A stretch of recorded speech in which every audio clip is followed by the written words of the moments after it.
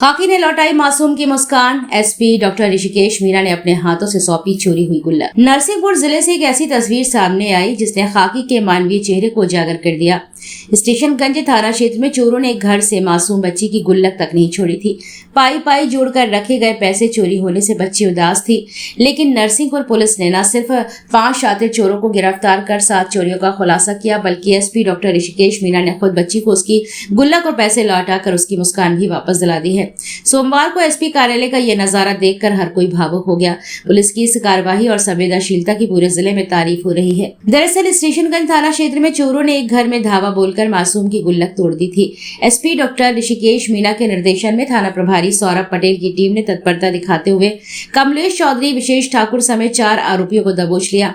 आरोपियों से 22 लाख का माल बरामद हुआ, जिसमें बच्ची की गुल्लक के पैसे भी शामिल थे। आज एसपी कार्यालय में जब डॉक्टर मीरा ने बच्ची को गुल्लक सौंपी तो उसकी आंखों में खुशी साफ झलक रही थी। बच्ची की ये मुस्कान बता रही थी कि नरसिंहपुर पुलिस सिर्फ अपराधी नहीं पकड़ती, रिश्ते भी जोड़ती है, और इस मानवीय पहल ने जनता और पुलिस के बीच भरोसे को और मजबूत किया है। कौन सा पसंद है आपको, वो वाला या ये वाला? वो वाला पसंद है। नहीं है, निकालना नहीं है इसमें से। हाँ, तो क्या करोगे उस पैसों का?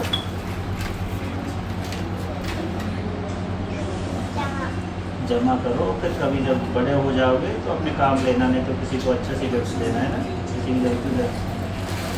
तो आपको ये वाला गुल्लक पसंद है ना? आपके पैसे आ गए, पता है आपको? थोड़ों को पकड़ के आपने पिटाई भी लगाई है, अब नहीं आएंगे आपके घर पर, ठीक है?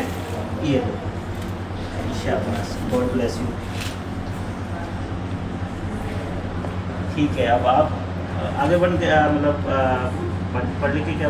बिल्कुल, हमने भी वो बचपन जिया है, आपने भी वो बचपन जिया होगा जब रिश्तेदार कोई पैसे दे के जाता था, और उसमें भी अगर माँ की, नानी की, दादी की, दादा की अगर ज्वेलरी भी, अगर उसमें गिफ्ट की हुई ज्वेलरी भी चली जाए तो बच्चों को कहीं ना कहीं एक छोटी सी उम्र में बड़ा एक आघात भी लगता है कि सबको मतलब बहुत सहेज के रखते हैं कि पैसे को, 1-1 रुपये को, 2-2 रुपये को।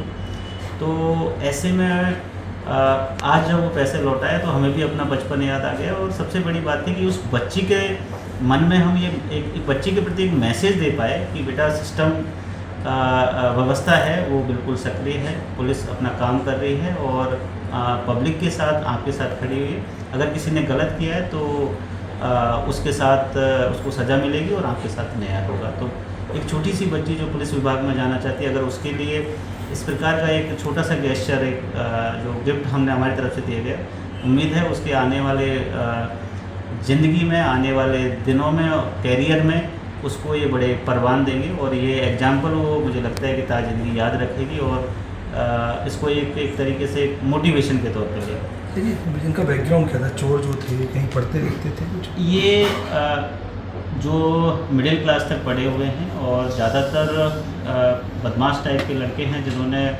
सिर्फ ऐश व आराम और अय्यासी की ज़िंदगी जीने के लिए ये चोरियाँ करते थे।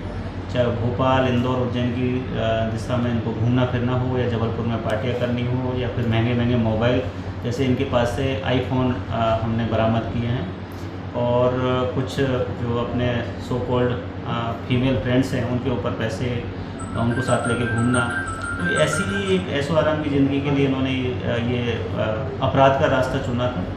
और लेकिन कहते हैं ना कि कानून के हाथ लंबे होते हैं, लगातार ये चोरियाँ कर रही थी। हमने एक स्ट्रेटजी बनाई, गश्त के पैटर्न में हमने चेंज किया, और सिविल में हमने लगातार जो टीमों का भ्रमण करवाया, तो उससे ये चोरी की बाइक के साथ हमें घूमते हुए मिले। तो इनसे 2 चोरी की हुई बाइक भी मिली है, एक छिंदवाड़ा की है, एक नरसिंहपुर की है, और अभी तक जो पूछताछ है उसमें 7 चोरियों का इनसे खुलासा हुआ है, और पुलिस की टीम और भी इंट्रोगेट कर रही है। उम्मीद है आगे भी अगर इन्होंने कुछ किया होगा तो ज़रूर उसका भी हम खुलासा करेंगे। ये सारे के सारे नरसिंहपुर और आसपास जो हमारा हेडक्वार्टर उसके आसपास के रहने वाले हैं।